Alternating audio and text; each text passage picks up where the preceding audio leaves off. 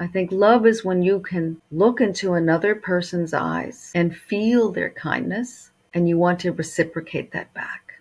Love is knowing that you're lovable and that you matter too. Love is creating, whether it's creating purposeful work to help others, whether it's creating an invention, whether it's creating a work of art. It's love in the process of creating. Life is but a dream. Life is but a dream. Life is but a dream. Yeah. Welcome to the Praise the Sun podcast, where we are going to embark on a wonderful journey with my amazing guest, Debra Taubenslag. Our pre-interview has been amazing, so I have amazing feeling about this interview. And also, if you're watching this visually, I seem to have eaten something that's kind of been breaking my face out. So if you see me, I look a little red or breaking out, it's because I'm having a bit of allergic reaction. I'm okay. I'm not sick. Let's do this. All right, let's bring in Debra. Hi, Debra. How are you? Hi, I'm wonderful. Beautiful. The light is shining bright on your face. The aura is just giving off great vibrations. I'm very excited about this. Um, So, could you briefly tell the audience about your the work that you do right now, your practice, and how you got into hypnosis? Well, it's actually spiritual hypnosis. Okay. I have a doctorate in clinical hypnosis, and I was a little bored with it initially because in clinical hypnosis, I was doing all the talking and the client was sitting. It didn't matter whether it was stress management or losing weight, or working with fears and phobias. But once you have the taste of the spiritual hypnosis, there was no turning back for me. It was very interactive, and I was completely absorbed in the person's spiritual journey of what they needed to discover. So, for instance, if you came to see me as a client, I am just the expert travel guide, and you are the expert spiritual traveler. And I tell you to go where you need to go, wherever that may be for your highest good. So you may jump into a past life or a series of past lives if you're repeating certain patterns, or you may go into your childhood, or you may go into the life between lives state where you view your Akashic records, or you see departed loved ones, or you meet with your guardian angel and the council of wise ones, whoever, or into the future life or future lifetimes. I never know where you're going to go, but I do know you're going to go where you need to go, and it's always for the highest good. That's the work that I love to do, and it's my life's calling. Beautiful. I love that. Wow. I have just off that, brief paragraph or few sentences that you said, I have so many questions. So how did you uh, become, like, I guess, interested in the spiritual hypnosis part of, like, was there some type of calling that kind of pulled you in this direction? Was there any type of event that kind of pulled you in this direction and attracted you? um, how'd you get moved into Yes, this direction? yes, absolutely. It first started when I was told by a psychic I was pregnant. I didn't even know I was pregnant at the time, that I was carrying a male child. And no matter what the doctor said, that he would be born very premature, and no matter what they said, know that he will survive and thrive. So she also told me a bunch of other things that I wasn't crazy about, but they all came to pass. And then when my son was born at 29 weeks, I didn't listen to the doctors. I would sing tunes to him, and I used to massage his aura, not even realizing it was an aura because he was so loaded with tubes and all kinds of instrumentation. I couldn't touch his little body. He was in the hospital for 3 months, and he had three brain surgeries, and he went dropped down to a pound. And they thought I was in denial, but I felt my grandfather's presence. He rocked me when I was fearful. My grandfather, who was deceased, because it opened up a whole world of spirits, spirituality, and trusting intuition.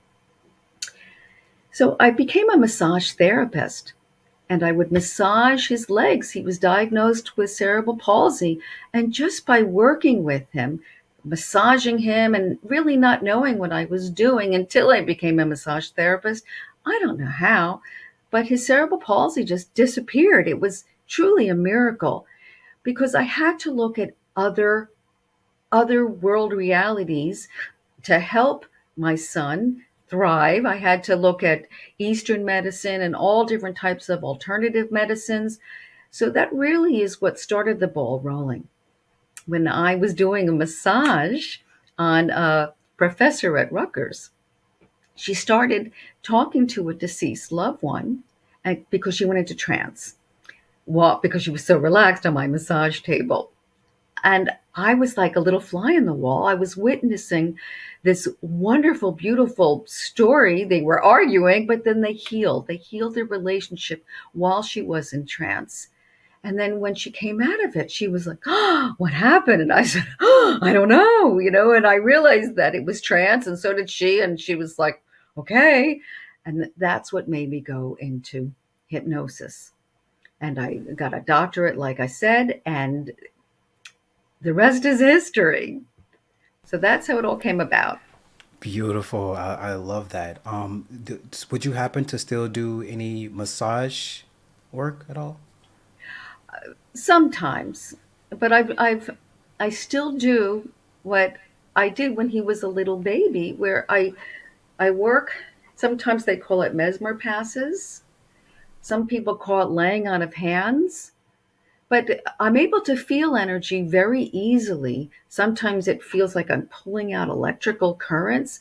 Sometimes it feels very warm. Sometimes it's tingling. Sometimes it's like, ugh, and it's like or yucky or dense. Or and then I also sometimes feel that different entities come and help me. Sometimes I feel like a holy priest with all kinds of different healing waters. Sometimes I feel I'm a negative uh, not a negative, an American. Well, boy, that came out strange because I pull out negative energies. But a Native American, like chopping up dense energy that's stuck and congested, and I could just feel it being pulled and taken out. Sometimes they feel a very beautiful angelic presence, maybe like Mother Mary just coming and giving comfort and just feelings of inner peace and love and forgiveness and compassion. So all different things happen at all different times, and I never know what to expect. But many times I start my session doing this while the client is just sitting in the chair. So because when they come in, they're nervous. They don't know what to expect about hypnosis. And they're like, and I tell them what to expect, that there's nothing to fear. There's no mind control. And I just help them relax. And we both get into this very comfortable, easy place where we just are resonating together. And then when I'm feeling different energies, I don't want anything in the way when we do the work. And we work on many different levels besides the subconscious mind. We work on the soul level. And that's important because most people think that, oh, if I only do this on a conscious level, but if you don't get to the root, then it's always going to be a band aid and it will manifest someplace else. At least that's my belief. And that's what I've witnessed over all these 30 something years. Wonderful. Is this at all similar to the practice called Reiki? If Uh, it's funny you said Reiki because I was just at a Reiki session last night with a whole bunch of people at the library with singing bowls, and it was beautiful. I would say it's probably similar to Reiki, but there's no, I wasn't doing any type of placement of hands. I Same like what I do with my clients. I just say, God, use me as an instrument. Guide my beautiful. hands. Show me what to do. And I almost step out of my body and I just become a vessel. That's all I am. I'm just a vessel. And I believe with most Reiki practitioners, there's so many healing modalities out there. There, if you really are very humble and your intention is pure, just to be a vessel of compassion and love, and allow that energy to pass through you, then it goes where it needs to go. It has a divine intelligence. It knows exactly where to go. Again, always for the highest good. I love that. I love those analogies because that's a lot how channeling is, where you're just uh, kind of just stepping out of the way and allowing that divine light to come through you and to do what it needs to do and just shine through your body in that way. And it's so amazing that a lot of these different modalities are kind of based upon the same principle of just allowing that divine light to come through you and express itself in whatever way that it needs to in this moment. Oh, it's so true. You're absolutely right. I mean, there were some people who are know very well when they're channeling because they're able to just feel that divine presence within them, and then they just deliver the message. And then there are others that don't even realize that they're a messenger at the time, where you could be with somebody having lunch and you overhear a conversation, but it's exactly what you needed to hear. It was a divine channeled message that was orchestrated for your benefit. How many times has that happened? How many The times have we heard a song that we needed to hear on the radio? How many times have we just been inspired by someone, who just came into our path and we were, just enlightened by what they said. Even, something I remember I was in a pretty sad mood. One of my parents had passed, and I went to the post office, and I went to, buy some stamps. And the postmaster said to me, "Yeah, so how you doing?" I said, "I'm okay." And then, naturally I said, "Well, how are you?" And he goes, "Sparkling."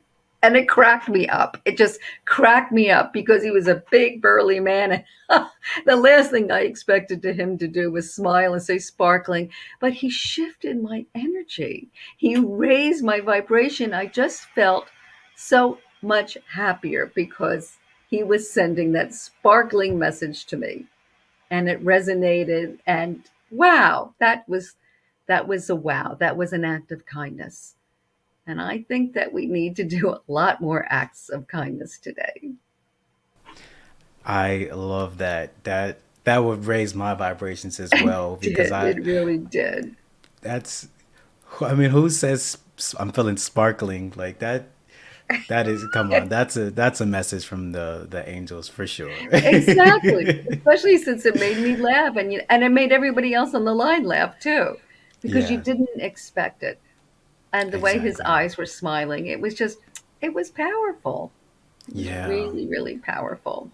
Wow. I love that one. And it definitely it feels like it empowers me to also continue to do my best to also raise those vibrations because you never know what small act of kindness that you do, which might be very minuscule to you, but it completely shifts the vibrations that someone's feeling internally and completely makes their week, month, who knows, their life, Exactly. you know. Like a domino effect. Yeah, yeah. I Hmm. believe, Hmm. yeah, I believe they call it the butterfly effect, where like Yes, once yes. one small thing has this big outcome, completely changes the trajectory of something, and I feel like that's kind of how it was for me when I was reading Dolores Cannon's books about the past life regressions, like Yes. that just hearing the phrase past life regression was just like an immediate butterfly effect for me because I'm like, what's that? That's a thing. And I'm reading her books and just my mind is just like, oh my god, this makes so much sense. And And well, if you think about it, how many times have you wanted to visit a particular country because there was a pull there? Maybe you love the cuisine, maybe you really get along with the people, and you're just like, I don't know why I have this fascination. Well, I believe it's because you've lived there before in another lifetime. Or perhaps you've met someone and it was an instant connection and you just bonded immediately and you just felt like you've known them forever. Well, that's two old souls reuniting. It could also be if you dislike someone immediately and you didn't know why. two old souls reuniting. I mean, I myself, I've had many, many different past lives, as we all have. But as far as doing regressions with other practitioners, doing regressions with me, also with spontaneous regressions, that happened a lot with me. And I've seen myself in many different types of personalities and bodies, male. One time I was a Chinese man, and I was very jealous, and I was angry and really grumpy. And another time was an old lady in the South. Another time I was a Native American. Another time I was a African boy who was really responsible for my younger brother, and I didn't want to hang out with him. I wanted to like pal around and go hunting with my friends, and I neglected my responsibility. And that little boy is my son today. So I find that really interesting. So I've been all different lifestyles. I've been very poor. I've been wealthy. I've been religious. I've not been religious. I've been Aboriginal. I've been everything. And I've learned a lot about myself along the way. And they were very, and it's interesting because of all the different lifetimes that you can live. There are certain ones that come up if we're repeating similar patterns that are very, very purposeful, that we need to look at, that we want to heal that karmic connection with other people in our lifetimes, as well as to learn those lessons. So that's what I want to say. I think the world would be in a much better place if everyone had past life regressions and see that they were all people at all different times. So that's what I want to say about that. Lovely. So you are able to access these memories through past life regression, if I'm understanding that correctly. Yes, yes. Beautiful. Can we break down the nuances for the audience who might not be familiar with that? Like, how can we access and tap into those memories, and how can we be even confident that, sometimes with the mind is like, oh, I'm making this up and stuff, and this isn't real. Like, how can we trust in that the things that we're seeing or feeling or intuitively pulling into us are memories? That's right. First of all, I believe that imagination is inspired information, that we're tapping into our soul, and our soul records everything, every thought, every action, every deed, not only from all the lifetimes we've lived, but even this lifetime, and even what we're doing in the life between lives state. It's all recorded. There's no way to escape who we really are. That's why it's so important to really get to know who we really are on a soul level. When you're experiencing hypnosis, some people may be very clairvoyant, where they actually are very visual. And if I said, "What are you wearing on your feet?" and they see high button shoes, they would say, "I'm wearing high button shoes." Some people may feel, I'm not very visual at all, and I'm frustrated because I can't see anything, but they hear high button shoes, maybe from their reading voice or maybe from an English accent, high button shoes. Or and that would mean that they're more clairaudient, and that's their way of receiving. Some people may be more clairsentience, where they just feel the tightness of the high button shoes, or they may be more claircognizance, where they just know, they don't know how they know, but they just know that they're wearing high button shoes. So you ask, how do I know if I'm not making it up? Well, your ego will say you're making it up. But when you're feeling very deep emotions and there's a conviction about it and it's triggering you, you're not making it up. And it's just when there's aha moments, and when there's learning, and when there's higher learning, and when there's healing, that's a truism. It's like love. How do you know when you're really in love? Only you know it. Only you know what you're feeling deep down inside. You can't prove that you're in love. Nobody else can prove it, but you know what you know. So that's what I'm telling the viewers, to just honor, to know what you know. I love that because there's a lot of things that you subjectively experience in life and you just know them, and you can't Hmm. prove them. You can't prove it to anyone. You can't hold it in your hand and say, hey, I got some love, but you can feel it. You have that emotional connection and draw and pull towards it. And that's how you know that you know. And I love that. I think I'll be using that myself now, know that you know, because that's Just know what you know, and you have to honor it. Absolutely. yeah, exactly. You know, Exactly. it brings me back to a story of one of my clients, and it was very profound. Um, she was very elderly. She was in her maybe in her early 80s, and she was very alone in life. Even though she had children, she was estranged from them, and she just felt very resentful and bitter and loveless. And she told me that she was extremely abused by her own mother in this life, and she feels that she was probably a lousy mother because she didn't have any mothering, and just having terrible emotional and mental and even physical abuse. It was just horrific, the things she would tell me. And in hypnosis, she had a bunch of different past lives, which was showing her, but she didn't really want to hear it. She didn't want to go there. She didn't want to believe it. And she was, ugh, until she got into the life between life state. She just naturally went there because I just said, go where you need to go. She was so excited that she saw her soul family. And it wasn't necessarily the family that she was born into and her grandparents. No, no, no, no. But her soul family, like attracts like. Soul beings on the same wavelength or frequency that you are, come together. Birds of a feather flock together. So it's like with souls.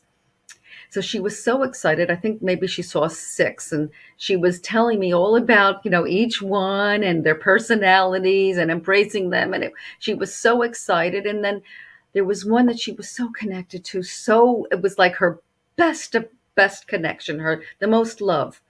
And she was curious. She says, "Why do you have a mask on?" She goes, "Why are you afraid of me?"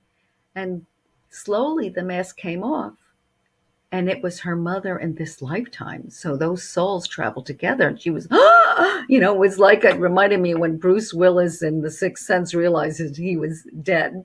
So she was really shocked, and then all this understanding came into her, flooding her mind and her soul because it was such profound love that this loving, loving soul volunteered to be her mother.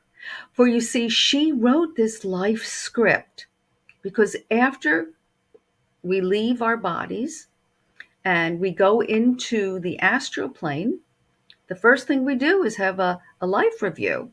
The things that we did really well and the things that we need to learn better, and that I didn't really learn this lesson too well. And so we're all playwrights of our life script. And she wrote this script. There were very specific lessons. And this beautiful, loving soul volunteered to be this mother so she could learn the lessons that she most needed to learn. It was such a huge awakening. This woman, this elderly woman, she just cried and sobbed, and it's like you could just feel like this big burden just came off of her shoulder, and there's such tremendous understanding. And she hugged me because she just felt like this loving angel was right there, with us, and she just couldn't stop hugging me. And then finally she calmed down and she's like, I get it. I get it. I get it. And I was crying too. It was so profound, this healing. Now, there's no way I could have known what she needed. But that's what I mean, that she needed to go where she needed to go, always for her highest good. And that's what she needed. And I'm glad she was able to get, that understanding before she passed. Because I don't know, it's been a while ago. I'm assuming that she's passed unless she's like a centennial.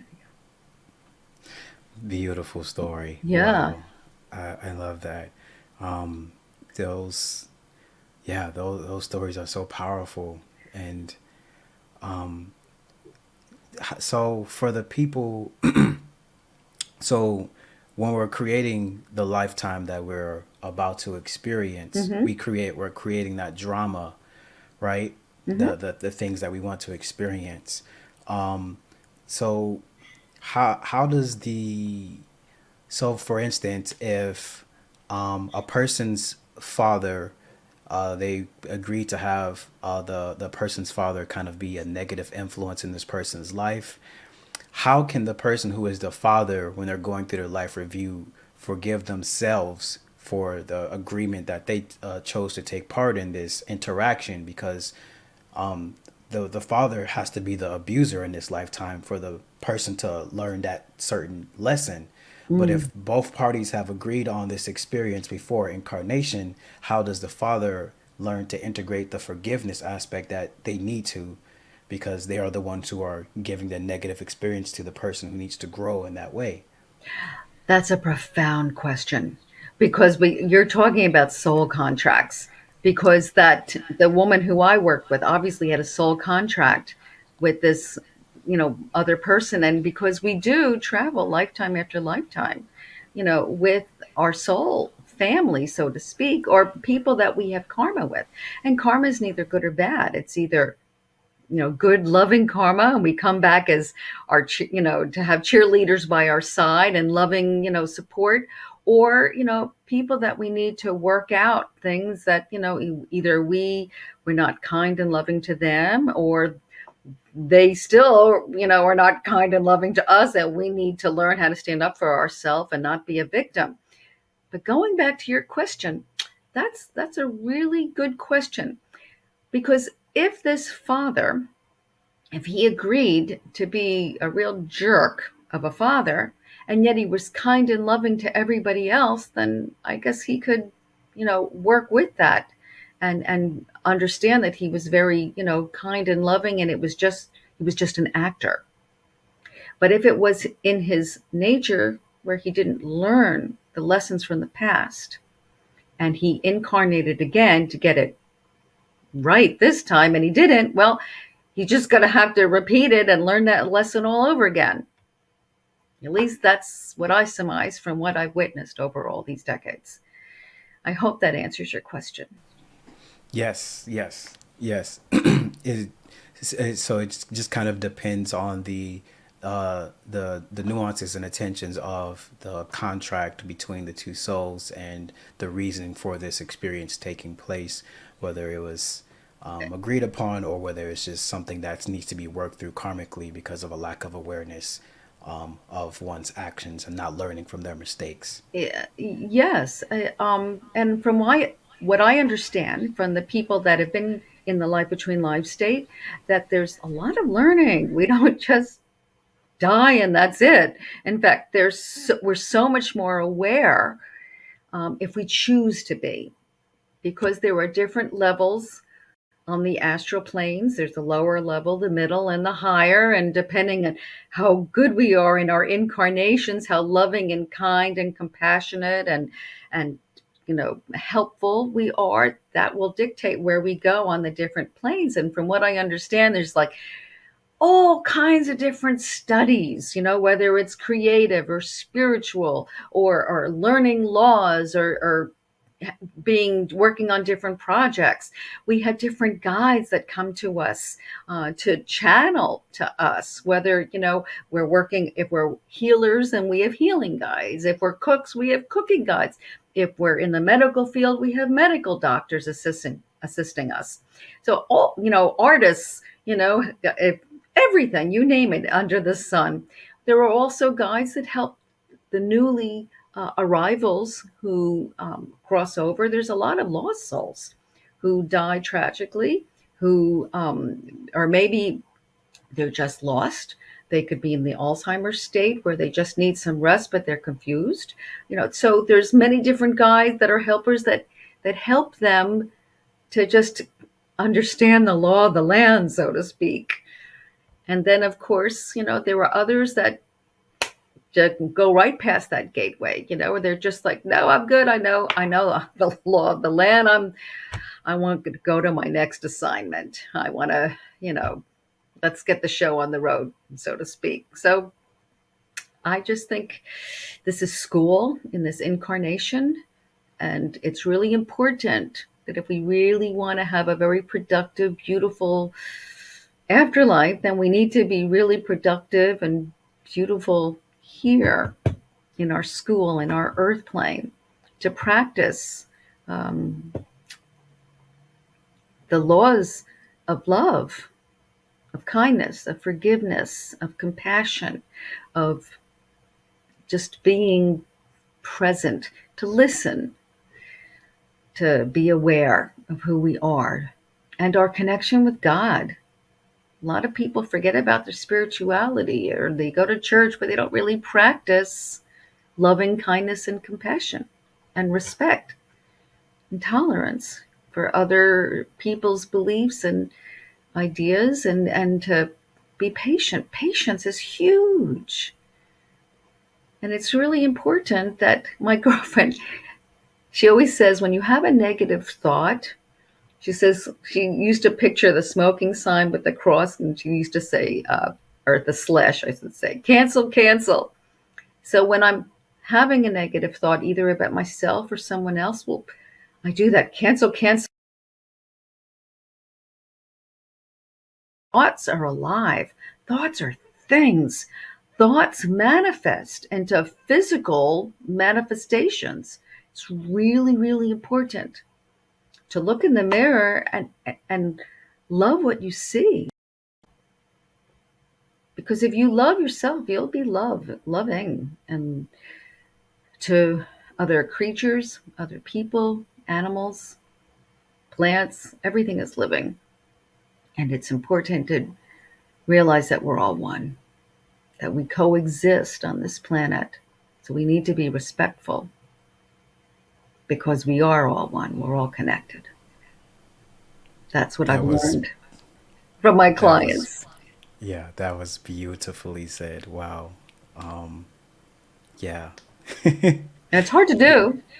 We're human. Yeah. We get pissed off, but it's really, that's why it's so important to um, feel that connection to your spirit guides. When my son was little, he used to have a spirit guide tap him on the shoulder in school and say, "Pay attention."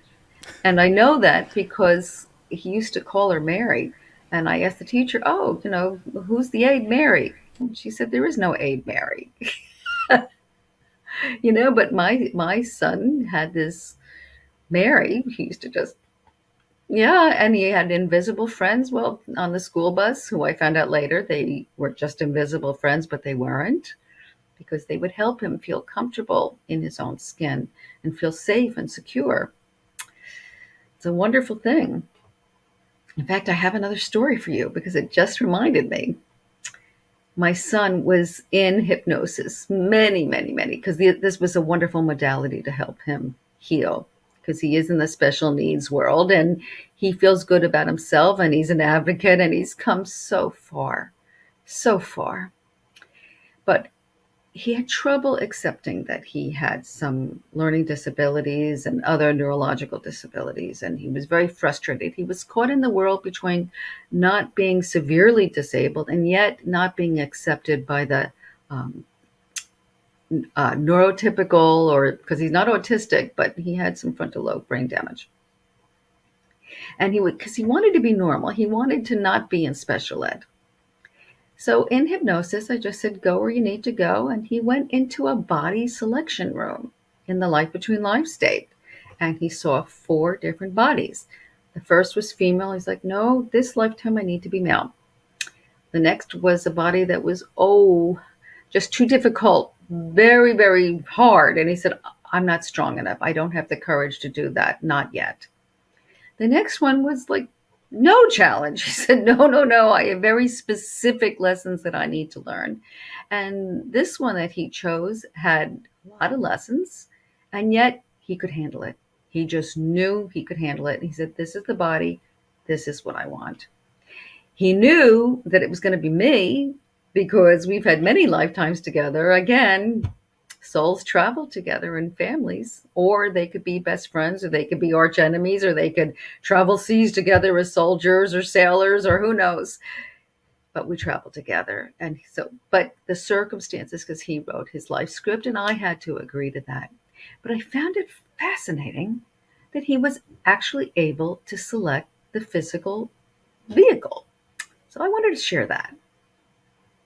And that's what changed him as far as accepting as well.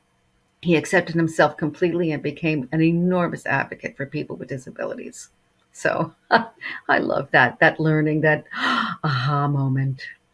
It's what matters most. I love that. For the bodies he was choosing to inhabit, so would he, no matter what, have been incarnated into this specific family group with you, just with the specific body that he's incarnating with? There weren't bodies in different families. They were just Correct. bodies. Okay. Correct. Okay. Mm-hmm. So he was like carrying the blueprint of the That's physical right. vessel That's into right. incarnation, into the Mm-hmm. womb, and then the body just kind of creates itself based off the blueprint that he was carrying. It's a soul blueprint. And I find soul blueprints fascinating because that's when I also started learning about astrology. Because I believe astrology, when you have a natal chart done, and there's so many now with this wonderful ability we call the internet to just type in free natal chart, and so many different ones come up. You just put in your name, uh, your birth time. So mine was exactly 307, and where you were born, the state and the country. And then it creates this natal chart for you. And it shows you exactly where all the planets were, in which house and in which sign the moment you were born. And there are very specific things that are just so, oh my gosh. And I'll give you an example. On In the fifth house is the house of children. And the planet Saturn is heavy responsibilities and commitment, but also limitations. And so that Saturn was in my fifth house of children, and Saturn was in his third house for learning and early childhood. So he had limitations and learning and restriction in his third house. So you could see the symmetry there, the connection between he and I, what our soul contract was right there. It was really quite amazing. So I think everybody on the planet should get a free natal chart and really learn about who they are, because it also talks about our gifts, our talents, our lessons, our missions, what's important, what we can let go of. And then of course there are transits and solar returns that help us. I'm getting ahead of myself, but that helps us better understand us at any given time as well. So again, it's all about the soul journey, isn't it? Yeah, it absolutely is the wow, the soul's journey.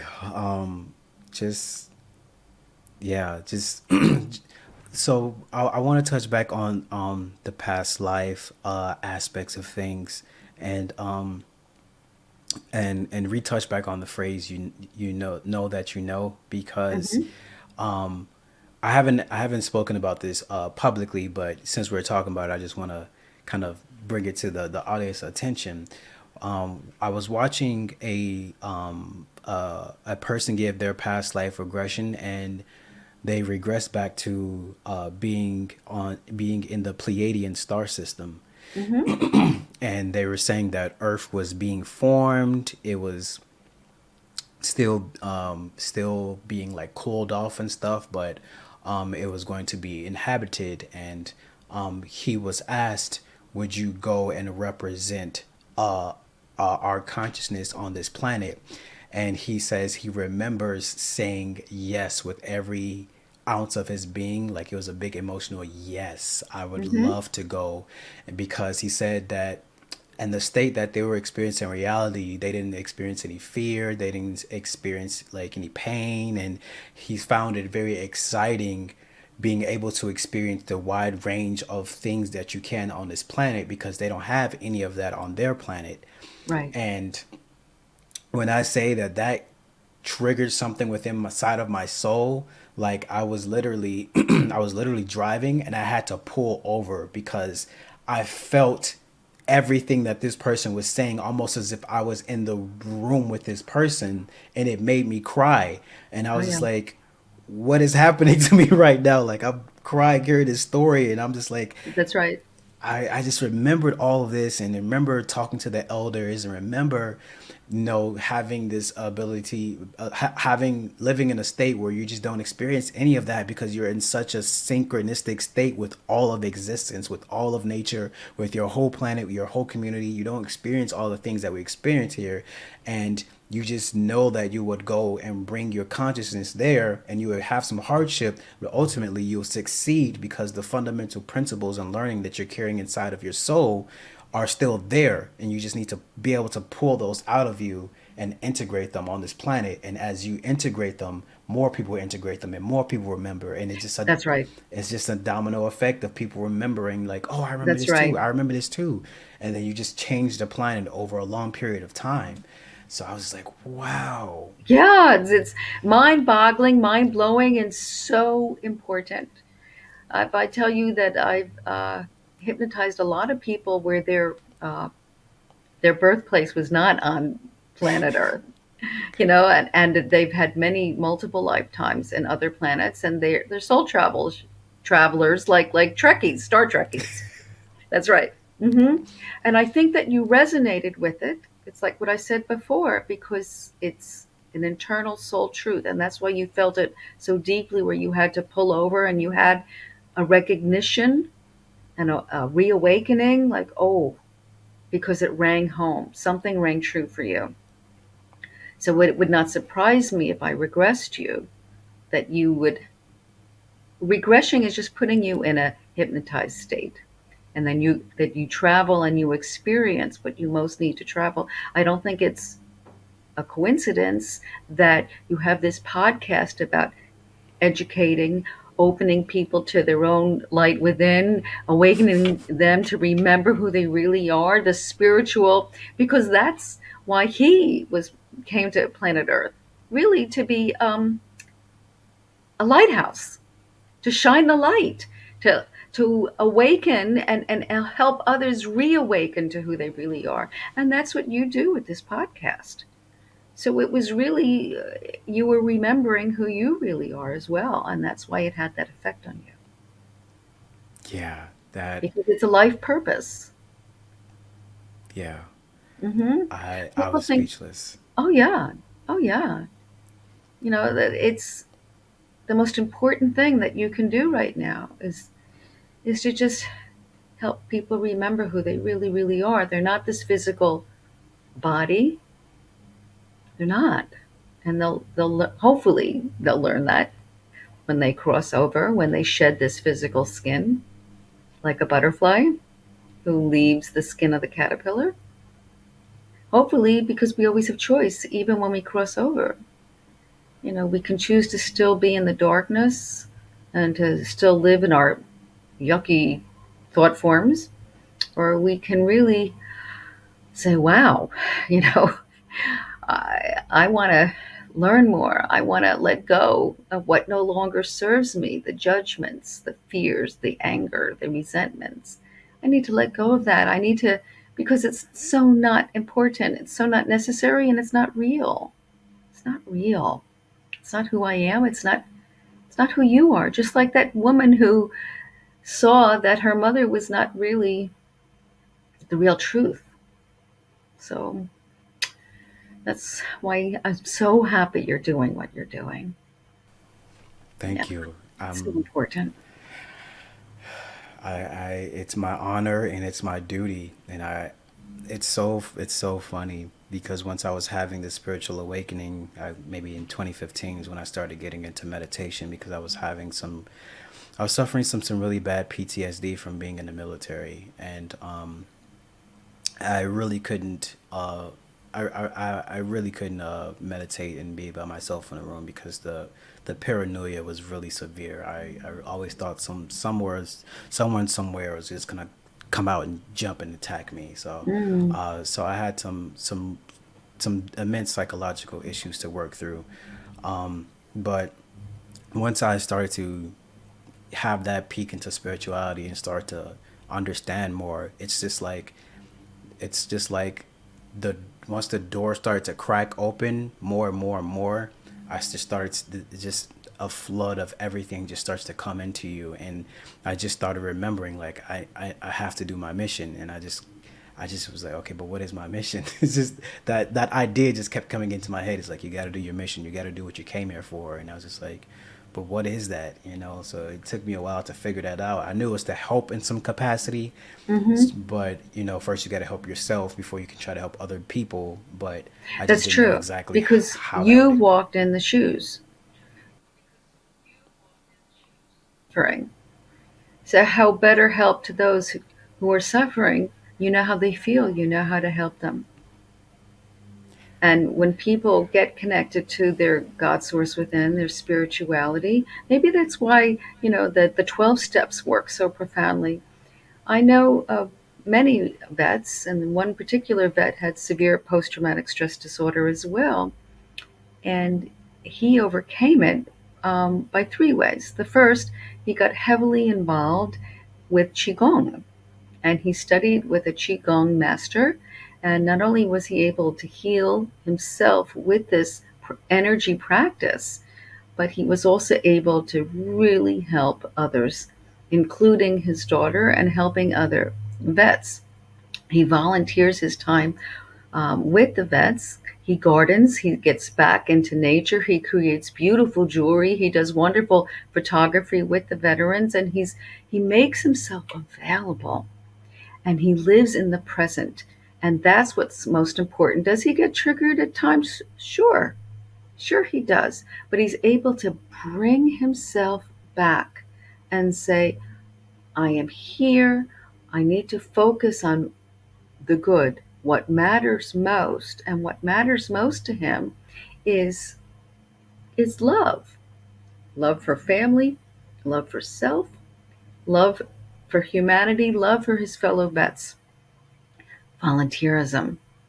He does a lot of volunteerism. And I think that's beautiful. That's what the world needs now. I mean, there's so many people who are just so busy in the grind of making a living, trying to make ends meet. But it's so important to volunteer, even if you're just helping a neighbor or just helping the school or helping wherever you can, where your talents lie. There's so many ways you can volunteer by being a big brother or a big sister, helping at the senior center. Any way you can, even if it's only one day a month. I guarantee you'll feel so much better because it feels good. Edgar Casey has one of my favorite sayings. He says, the only way to heaven is on the arms of someone you help. You don't go to heaven, you grow to heaven. Now, think about that. Wow, Yeah. that that's you. Wow, that's really profound. Oh, yeah. I love hearing about Edgar Casey's because it's such he did such an amazing job So of humble. yeah, so humble, Never and took a dime. such an Trance amazing work, story. Yeah. connected to all those many, many, many different types of healers and special beings and, you know, guides. Yeah. Yeah.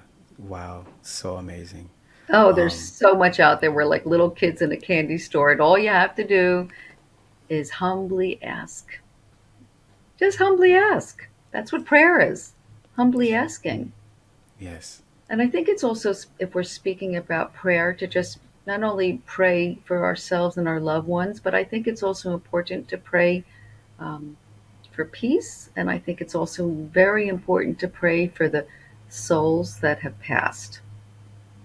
Really important. Yeah. Like Yeah. I said, thought forms are very alive, and they feel comforting, like a spiritual hug. Yeah. Absolutely. Yeah. I'm I'm happy to be doing this work, and I definitely feel like I've experienced a lot of things so that I could relate to a lot of the different people that I would interact with. And I I guess the more I leaned into growing into the spiritual aspect of understanding, it definitely helped me integrate a lot of lessons because there has been a lot of difficult things that I've had to go through, but it's just like I somewhere deep down inside I knew I needed to go through it, not for me specifically, but for Mhm. many other people, That's right. because relation is communication, and how you experience things and what you've experienced, you now have that kind of puzzle piece to also connect with someone else who've also experienced those things. And that kind of helps people feel more safe, more vulnerable, let their guard down, open their hearts, and That they're allow heard, that you get them. that you get them, That's right. that you get them. Oh, And God bless you. thank you, thank you. And yeah, I feel like that's kind of been, at least for some of my married friends, I've been definitely been playing that role of understanding both sides, because I have been on both sides of the aisle of victim abuser, and none of it is easy, but I understand how both feel, so I can translate as a translator of what both sides need to do to grow from this experience. That's right. That's And right. it's hard work. It really is. Yes, it's challenging work, but Challenging work. nothing's impossible. Exactly. Exactly. Anything is possible. Yes. With Yes. perseverance, commitment, and a willingness to just do it. Do the work. Do the work. Do the work. I'm so glad you said that, because I literally put that in my last video, because I was working with this spiritual plant called San Pedro, and it was really just about my experience working with that plant, and it was just like, you just need to do the work. Like, Hmm. you have the keys to answer any problems that you have. You just need to do the work every single day. Do the work, That's and right. and And so you many have all the people. answers within. Exactly. You do. Yeah. Yeah. And it's trusting yourself. Yeah. Hmm. And I guess it's just kind of getting people to the point where they understand that they need to do the work, and the work, it can be challenging, like you said. I like challenging. I don't want to use hard anymore. I like challenging. Yeah. Challenging sounds so much more encouraging. Well, But because it also challenging, because you think, well, if something's challenging, you have to be strategic, but yet it's also heartfelt. right, right. But it's when you realize that your partner, you're co-creating with your guides and God. You have these like wonderful partners who and cheerleaders on the other side, your loved ones who have passed. All you have to do is just be open and be receptive. They'll give you signs. They give you so many signs. They give you so many opportunities. We just have to look at the synchronicities. I remember when my dad passed, I was driving on the Garden State Parkway, coming back from a long, girls' weekend away. And I was pondering, I'm like, because my mom, she was very, very sick. And I thought, oh my gosh, I can't go through another void. Because that's what happens when a loved one dies. We feel a tremendous void. Intellectually, we know, but emotionally, the void is tremendous. And I said, I don't know if I'm strong enough. And all of a sudden, I see this big truck like coming behind me. And on the Garden State Parkway, trucks aren't allowed. And I'm like, why is this truck going so fast? And he's coming up and it looked like he was going to kiss my bumper. And I'm getting like an attitude.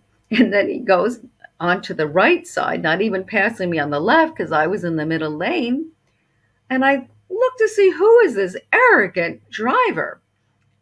But I didn't see the driver because all I saw on the side of this truck was the name Elliot, Elliott, with a big starburst at the last T, and was my dad's name, and that's exactly how he spelled it. And then I was shocked because that's all it said. And then I heard on the radio calling all angels, and I just started crying and crying and crying. I didn't hear his voice outside of myself, but I heard his voice inside my head laugh and say, "What void?" So I was just like so blown away by that. I think I even wrote about my experience on Facebook. I didn't care who believed me or who didn't. It was so profound and it was very, very real. My father was like Jackie Gleason. He was bigger than life. He was a cross between Mel Brooks and Gene Wilder. And he was very theatrical and a director and playwright. And that was his style, to be very direct and in your face. And I'm like, wow, you were directing and orchestrating all of that timing. And it was just amazing. I was amazed how he could do that. And I was thrilled that I was able to be witness and experience that. But my mom is very quiet, subtle, reserved. She took the back seat from my father. She was the wing beneath his wings, the wind, I should say. And her signs that come to me are very, very subtle. Sometimes in a dream, sometimes, in like her favorite bird or a flower, or just different ways, that things that were meaningful to her and I knew. And it would just be very, very quiet. So I'm asking everyone to just be open because they work so hard trying to say, "Hi, I love you. I'm here. I'm your cheerleader." Just be open. You may be smelling Chinese food when you're in the middle of, farmland and there's no, and like, but your favorite relative loved Chinese food. That's a sign. There's so many signs. Beautiful. Yeah. Wow. That's that's amazing that you seen his name like Oh, that. yeah. Wow, that's those synchronicities are just things that are just beyond our wildest imagination of what it's kind of just like you're living a dream, you're just kind of like, how is this possible? Like I'm seeing something that's so connecting to me and these Exactly. synchronicities are but that's the work that they're doing to like get through to you That's right. and send And you those think about how signs. hard they work to do that. And if you're Yeah. not paying attention and you don't recognize them, those little synchronistic moments, or obviously I wasn't going to miss my father's. I'm sure I've missed some of my mother's. But they're like, "Hi, I'm here. You're not alone." That's what their message is. You're not alone. Exactly. Yeah. Yeah. Wow. So, um, way earlier you mentioned the Akashic records. For our guests who are not exactly familiar with that, could you briefly explain like what that is and how that works? I only know about it because of countless clients that have gone to the Akashic Records. It's really, most of them describe it as like a library and that we have our own soul book. And some of them, it's just a light, like an orb. Some they actually see a physical book. Sometimes it's very old. Sometimes it's very elaborate with all different types of emblems. I never know. Different colors mean different things to them. But they open their books and they tell me that their particular book has every single thought, every single deed, every single thing that they've experienced, not just in this lifetime, but in all other lifetimes and including future lifetimes. Now, if you think about Einstein's theory of relativity, it would be like if you're in a rocket ship and you look down at America, and that's a past life, and you look down at Europe, and that's the present life, and you look down at Africa, and that's a future life. Well, they're all happening at the same time, isn't it? So there's no time on the other side, and yet the records can change depending on how we change and evolve. So that's what I believe is true. And that's only because I've been a witness to profound things over and over and over. Like a little kid in a candy store, like I said to you before. Just amazing. Just amazing. Yeah. Wow. So you also mentioned the Council of Wise Ones. Who are these beings? Yeah, just like I believe there's a hierarchy of angels, I believe that there's a hierarchy of guides. And I believe many of our guides lived human lifetimes. And depending on where you land on the astral plane and then the causal and mental plane above that, there were different guides that become kind of like master teachers, master guides, and they form a council, and they're just they come together to help us evolve and grow. And I believe that we meet them. We definitely meet our primary guides and loved ones when we dream, but I think in the dreaming state we also travel out of body to meet with this council that just kind of gives us a status check of how we're doing, so to speak. I love that. That's, yeah, that's refreshing. It's and my belief system, like I said before, is like when if one person says it, fine, it could be their story, I don't know. But if a lot of people kind of say the same thing, like a lot of near death experience have said the same thing about the light, the tunnel that they travel through, well then I kind of believe that's a truism.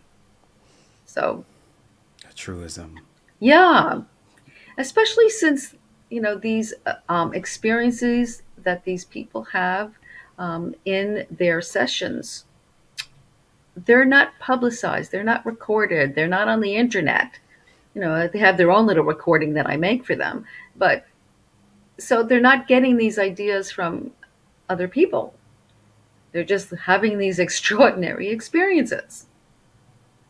And many times, a lot of people were skeptical. So that's a good thing. Because when they're skeptical, it's one thing to be skeptical and close the door, but it's another to say, like when my father passed, I did go to a medium, and he came to me, and he was very grateful that I prepared him for the death experience and what to expect. And then he told me, he says, it's not that I didn't believe, I had doubt. And that's different. And he said, and now that I'm on this side of the veil, it's so much more than what you told me. And he said that he didn't realize how cumbersome the physical body is and how they can create such wonderful things with just their intention with their minds. And he told me a lot about the life after life where he's at. Could be a completely different experience for someone who is much more highly evolved than he is, or someone that's much more lower evolved than he is. So everybody's experience in the life between life state is going to be very, very different. But that's where our guides come from. Our guides are attracted to similar interests, and we attract guides who are higher than us to help us, more evolved guides, I should say. Um, but I think that it's a hierarchy, and it's all strategic to God's creation in a perfect way. That's what I believe. Beautifully said. Just all of those things about creating outside of the veil and stuff. I have like 10 questions that just came to mind based on that. Um, so, firstly, for the audience at home, what is the veil, if that could be described? Hmm. I think the veil is like it's like a slumber, like a veil that takes our memory away, our memory of past lives, our memory of the life between lives state. Children have it. Children have the memory up to I think 6 or 7, something like that, and then the veil comes down. And I feel that we have a veil to help us learn our lessons. We have a veil to so we won't get frightened. We have a veil that keeps us grounded and makes us stay on the earth, because if we remembered how beautiful and loving and wonderful the life between lives is, that afterlife, we would just want to go back home. And suicide is really not an option.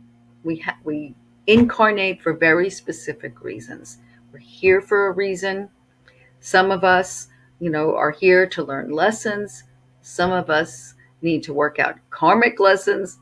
Some of us come as light workers, as almost like light beings, to just help and raise the planet to be more like that Palladian planet. Wow, thank you. Um, so, on the other side of the veil, um, what did you say was your father, or who was on the other side that you were Oh, communicating both with? my parents now. And they are able to like create things very quickly on the other side of the veil, with their minds. Well, with their minds, I don't quickly represents time. From what I understand, there is no time. So it could be a flash of faster than the speed of light and sound, where something is just created by a thought form, or it could be eons of time, because there is no time. So, but it's the thought process. And what's interesting to me is that telepathy is how most people communicate, most souls communicate. That's what I want to say. At least, in the higher astral planes, maybe the middle astral planes, and on up, because everything is so transparent. So there's really no negativity when you get to be a certain level, because everyone can see you're full of shit. If that's, really, if you're having stinking thinking. So it's just everything is truth, because nothing is hidden. And I think that's pretty cool. I like that. I like transparency. Yeah, yeah, me too. Um, it's yeah, that had just caught my attention because I'm always thinking about there is a good amount of this spiritual community who's all about the affirmations, the mantras, the manifesting, law of attraction, those kind of things that kind of group together, and they're always about creating a reality and manifesting things. And I've heard from just from things that I read and also heard that on the outside of the veil, manifesting is a lot faster because of a lot of the different things of the properties of being on the outside, and as well as being outside of time, your perception of things is different. So it could be instantaneously. But I guess the main principle there is that you have the ability to create and manifest. And it seems a little bit different for us in this reality because things move a lot slower. We are in time, but fundamentally, we still have that capability, right? Yes, yes. And it reminds me of that movie that Robin Williams was in. I don't remember the name of the film, but it was about the hereafter. Maybe that is what it was called. It was really a profound, beautiful love story about the afterlife. It was amazing. Um, so that kind of relates to what you were talking about. However, I believe that the reason why people say, oh, it doesn't work, these affirmations, these prayers, they don't work. And it's because we're being in a physical body, it's about frequency, it's about lower frequency, it's about dense frequency, where everything slows down. So it's, there we go with that time word again. So it's really hard to our thoughts to manifest, especially if we let other external, stinking thinking cancel it out. And if we think about what's in our cellular bodies, it's more than just our conscious mind and subconscious mind. It's also, we have our ancestral memories, which we're completely unaware of, and our ancestral cells in our DNA. And we also have things that are completely out of our control, things that we don't recognize. that we'll never recognize until we actually, like a universal type of, besides past lives, that's what I want to say, but other external things that have influenced, uh, other entities. There's so much. It's more than just what we think we are. So we could be really concentrating and very firm in our conscious mind, but we have all this other back chatter that's infiltrating us, kind of like stopping us in our track, or sabotaging us. Maybe our great great grandparents, the tragedies that they went through is affecting our thought processes that we don't even are aware of, and that's where the fear is coming in. And you're like, wow, or past lives, or even other, when people, I believe that, when we're very, very sad and angry and resentful, and we drink or we take drugs, that we attract things to us that we don't want attracted to us. So they're like, have another, and it just like more mud, like a murky soup. So it's really, really important, if you really want to swim out of that craziness and really, get to where you need to be. And what you need to be is just standing really transparent and really naked in your truth, by having that connection to God. Now, I'm not talking about religion here. I'm talking about your maker, who created you, having a heart to heart, having prayer, getting, when you had that emotional experience, and your breath was taken away, you were in awe, and you had all this, like, oh my God, you just knew what you knew again. That's the only way to rise above, and let the thought process of love again, love, and be committed to that relationship, that personal, intimate relationship of that divinity within you, and how it connects to the divinity that's all around you. I think that I'm getting pretty, heavy duty here and spiritual, but I believe, in my opinion, that's the only way to rise above it all. Yeah, and I love getting into the heavy duty spiritual. So yeah, It's I hard. love it. Yeah, It's challenging. challenging for Yeah, sure. because you got to really, be willing to, you know, it's like that song, say what you need to say, even though your hands are shaking, and to be humble. Say what you need to say to yourself. Yes, Mhm. yes.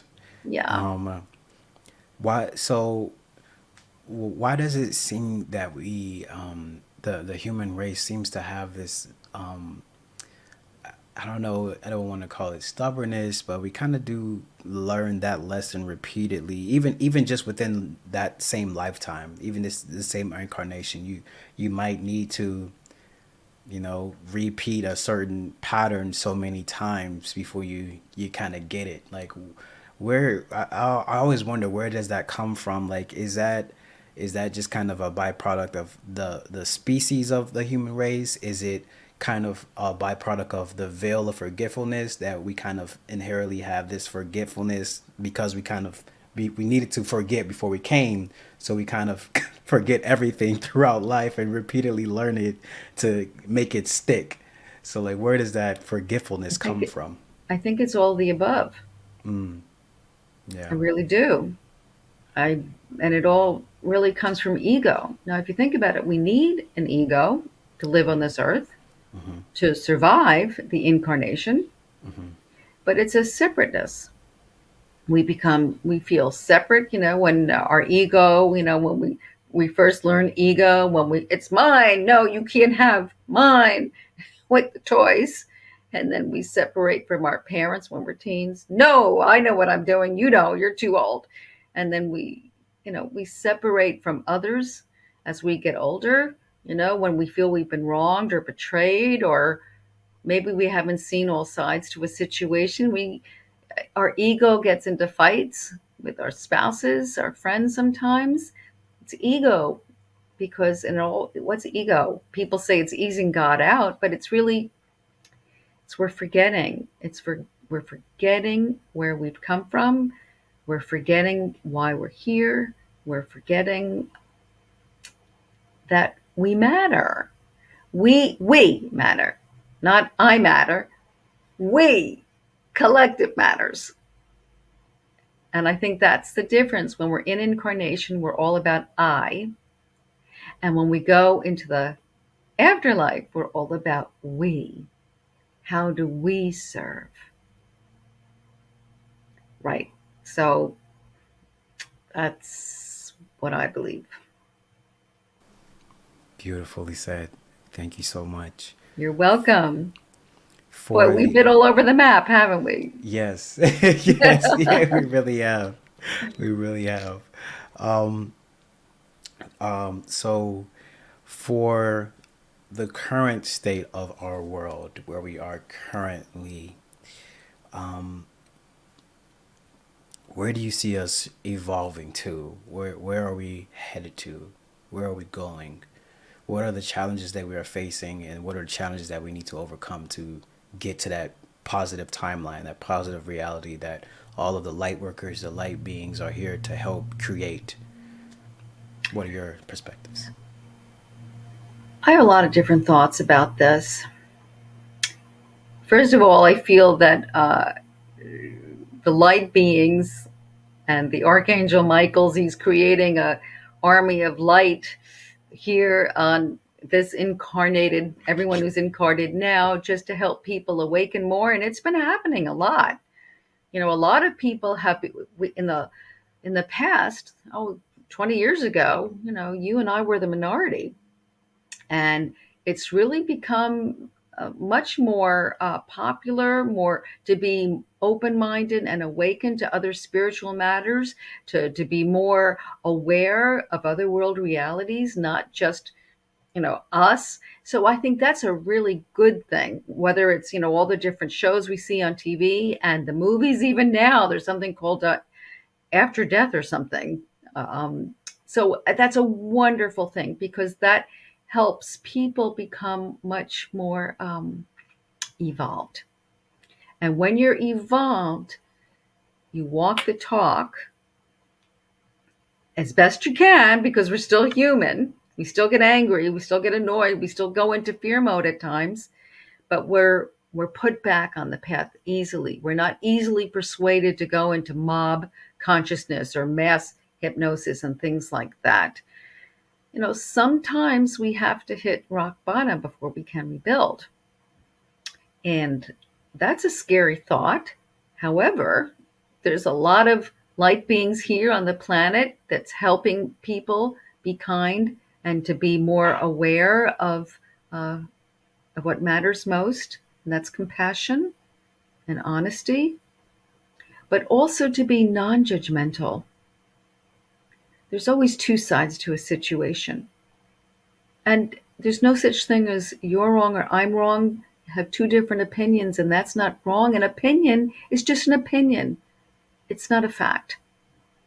So, you know, it would be really important, I think, for those people who are truly spiritual to just keep praying, to help the ones who have died, to cross into the light, to pray for them, to pray for peace, to pray for peace in our own country. It's just when we think we couldn't, when we thought the world was going crazy with COVID, boy, it was almost as if, you know, we were being smacked and said, let's try this on. You know, it's like we're being tested. We're being so challenged to really, you know, step up and rid ourselves of the negativity. So I think it's, you know, we have a lot of help from the unseen. I think it's really important to ask for that help, to say, okay, I'm willing to step up. Show me what you want me to do. Help.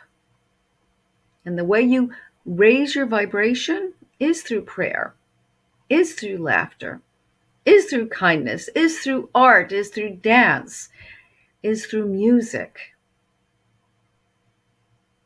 I think that that's an important thing to do right now. Not to be an ostrich. Oh no.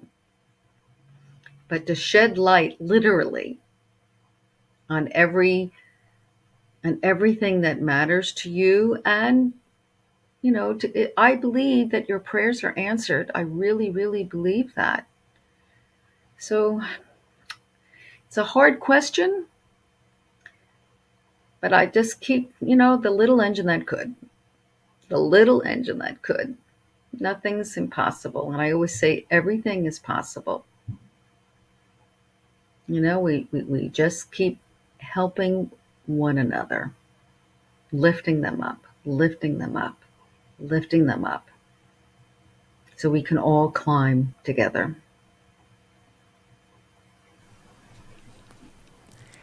Speechless. Just so You know, elegantly said. it's the only way. Yes. It's the only way. Yes. So I have my final three questions that I ask all of my guests. So, what, from your perspective, what is the purpose of life? To evolve, to grow, to be as loving and as Christ like, Buddha like, Muhammad like, Hindu like, whoever, I don't know the Hindu, hierarchy, but you know what I'm saying. Every single one of those religions, they all have love and kindness and compassion and brotherhood, sisterhood, respect at the core of their religions.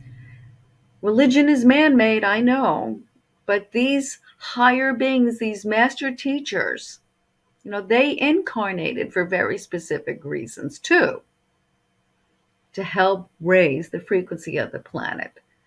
So let's really try to practice. That's what I believe, what they preached. That's the meaning of life, the incarnation to evolve and grow the soul. Beautifully said. What is your definition of love? Hmm. Now that's a really beautiful question. I think love is when you can look into another person's eyes and feel their kindness, and you want to reciprocate that back. Love is knowing that you're lovable and that you matter too.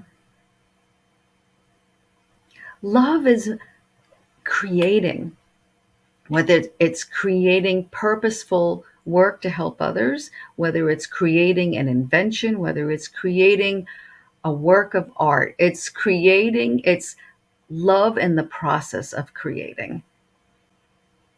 Love is all that matters. And at the end of the day, it's the only thing that matters, how well you loved. Yes. Yes, yes, yes. Yes. And lastly, what is your definition of God? Mm, love, the greatest love of all. God is infinite, eternal, but mostly love in every shape and size, in every color, whether it's a process, whether it's a being, whether it's a rock or plant. God is everywhere. Yes. Once again, yes, yes, yes. Very much have the soul's resonance in there. Hmm. And Do you have any last parting thoughts that you want to express to the audience, or anything that intuitively comes to mind before you? Well, the only words that came to my mind was just smile. And my good friend Shelley Stockwell Nicholas, she always uses the words, just smile on yourself. And I think that's really important. And she says it for a number of reasons because it stimulates your vagal nerve, which I'm sure she mentioned on the podcast, which is always a good thing because it balances us out. But also, when we smile, it activates all of our good hormones. And when we feel good, then we act good. So smile, smile, smile, smile. Even when you don't feel like smiling, smile. Yes. And she also does hands above your head, and the word is yes. And I love doing that because you can't be in a bad mood when you do this. Hands to the sky and say yes. It's That's just right. That's right. You just it's a can't. That's right. it's an empowering stance. So yes, I love it. Before we leave, I've forgot to ask you this. I love the pen right here on your shirt. Could you tell us more about that? Who is the Oh, yeah. it's just a lady I got in when I was in London at a man selling this or his artwork on these little wooden, uh, I guess, canvases, and he painted it, and it was just a funky lady who was happy and proud to be who she is, funky and all. I said, okay, that makes a statement about me. I love it. So she's nobody special, but she is. She's different. She's unique. And thank you for asking. I Yeah, like thank her. you. I love I her. like her too. It And I immediately love that, caught my eye. he did these little miniature, drawings. And I was, and was very humble about it. And I was thrilled to honor him with with his artwork.